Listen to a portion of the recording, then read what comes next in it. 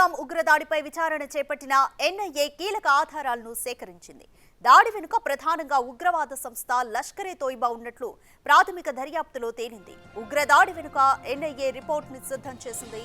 ఇవాళ కేంద్ర హోంశాఖకు నివేదికను అందించనుంది. ఇప్పటికే 90 మంది ఓవర్ గ్రౌండ్ వర్కర్లపై ఎన్ఐఏ కేసు నమోదు చేసింది. 3000 మందిని విచారించింది. 100కు పైగా ప్రాంతాల్లో సోదాలు నిర్వహించింది.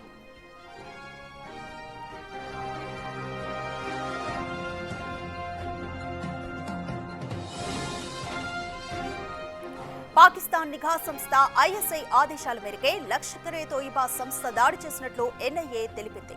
దాడికి సంబంధించిన పథక రచనంతా పాక్లోనే జరిగిందని, దాడిలో పాల్గొన్న ఉగ్రవాదులు హష్మీ ముసా అలియాస్ సులేమన్, అలీభాయ్లు పాకిస్తాన్ జాతీయులుగా ఎన్ఐఏ తేల్చింది. అదుపులోకి తీసుకున్న పలువురిని విచారించగా కీలక విషయాలు బయటకొచ్చినట్లు ఎన్ఐఏ నివేదికలో తెలిపింది.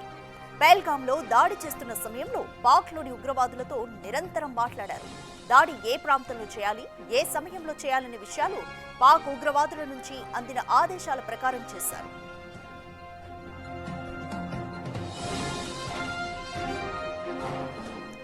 పహల్గాం దాడికి వారం రోజుల ముందే ఈ ఉగ్రవాదులు భారత్లోకి ప్రవేశించినట్లు ఎన్ఐఏ స్పష్టం చేసింది.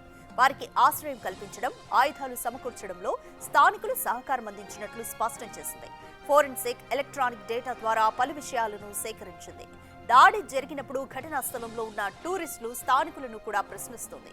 అక్కడ వారు తీసుకున్న ఫోటోలు, వీడియోల ఆధారంగా దర్యాప్తు చేస్తోంది.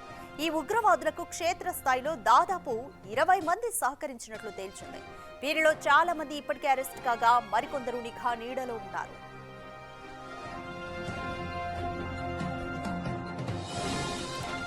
ఇక దాడికి సంబంధించి సీన్ రికన్స్ట్రక్షన్ చేసేందుకు ఎన్ఐఏ అత్యాధునిక విధానాలను వినియోగిస్తోంది. శాటిలైట్ ఇమేజ్లు, డ్రోన్ దృశ్యాలు, బాధితులు, గుర్రపు స్వారీ ఆపరేటర్ల నుంచి సమాచారాన్ని సేకరించింది.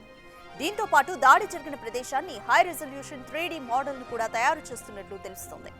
ఘటనా స్థలం నుంచి ఇప్పటివరకు 40 ఖాళీ తూటాలను దర్యాప్తు బృందాలు స్వాధీనం చేసుకున్నాయి.